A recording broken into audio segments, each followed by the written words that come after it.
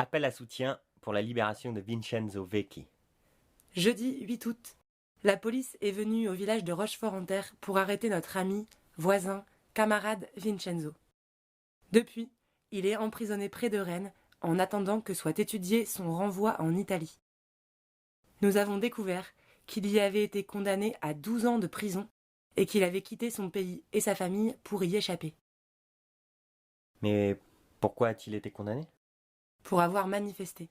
En 2001, au contre-sommet du G8 à Gênes, et en 2006, face à un rassemblement fasciste à Milan. À Gênes, 300 000 personnes venues de tout pays ont manifesté pour alerter les dirigeants sur les injustices sociales, les dégâts écologiques et les atteintes aux droits humains qui découlent d'une organisation économique destructrice. 12 ans de prison pour 2 manifestations, c'est possible ça ? Eh oui, en Italie, le code Rocco, établi sous le régime fasciste de Mussolini, permet de punir de 8 à 15 ans de prison ferme les personnes présentes sur le lieu d'une manifestation où il y a eu des dégâts matériels. Nous, les membres du comité de soutien à Vincenzo, revendiquons le droit à l'expression libre des pensées, à la légitimité de manifester notre désaccord sans être réprimés et encore moins emprisonnés. Et quoi ?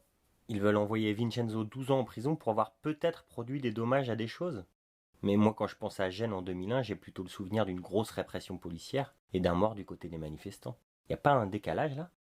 Effectivement, nous sommes choqués de l'écart entre la prison requise contre 10 manifestants de Gênes et l'amnistie de tous les policiers auteurs de violences extrêmes durant ce contre-sommet.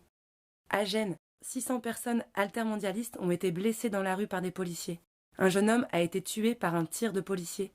Des dizaines de personnes ont été violentées en pleine nuit au sein d'une école. Elles ont subi et ont été témoins d'humiliations et de mauvais traitements. Ce que la police leur a fait durant 4 jours a été qualifié par Amnesty International de la plus grave atteinte aux droits démocratiques dans un pays occidental depuis la fin de la Seconde Guerre mondiale. La Cour européenne des droits de l'homme a quant à elle parlé d'actes de torture. D'accord, mais pourquoi est-ce qu'ils viennent chercher Vincenzo après tant d'années ? Nous n'avons pas toutes les informations pour répondre à ça. Entre la tenue prochaine du G7, à Biarritz, les tensions entre les dirigeants français et italiens. Mais ce qui est certain, c'est que l'extrême droite occupe de plus en plus de place au sein du gouvernement italien et réclame le retour des militants condamnés. Vincenzo a aussi été condamné pour ses actions dans la lutte antifasciste en 2006. Il nous semble évident que l'arrestation et la demande de renvoi en Italie de Vincenzo ont un caractère politique. Et vous, les membres du comité de soutien à Vincenzo Vecchi ? Nous, qui connaissons Vincenzo comme une personne drôle, discrète et chaleureuse, nous refusons qu'il soit renvoyé en Italie et emprisonné pour avoir manifesté il y a 18 ans.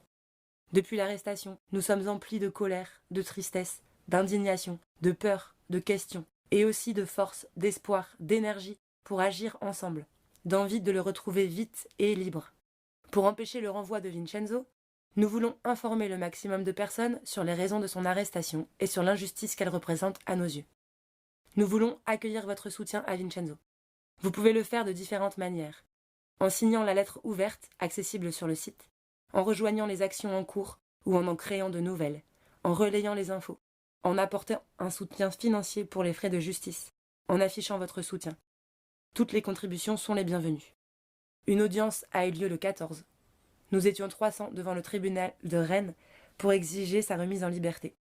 La décision a été reportée. Il y aura des audiences les 22 et 23 août. D'ici là, soyons nombreux et nombreuses à apporter notre soutien pacifique et déterminé pour obtenir la remise en liberté de Vincenzo. Chaque signature compte. Merci de prendre quelques minutes pour cela. A tout de suite sur le site www.comité-soutien-vincenzo.org ou sur la page Facebook @soutienvincenzo. Merci de votre écoute.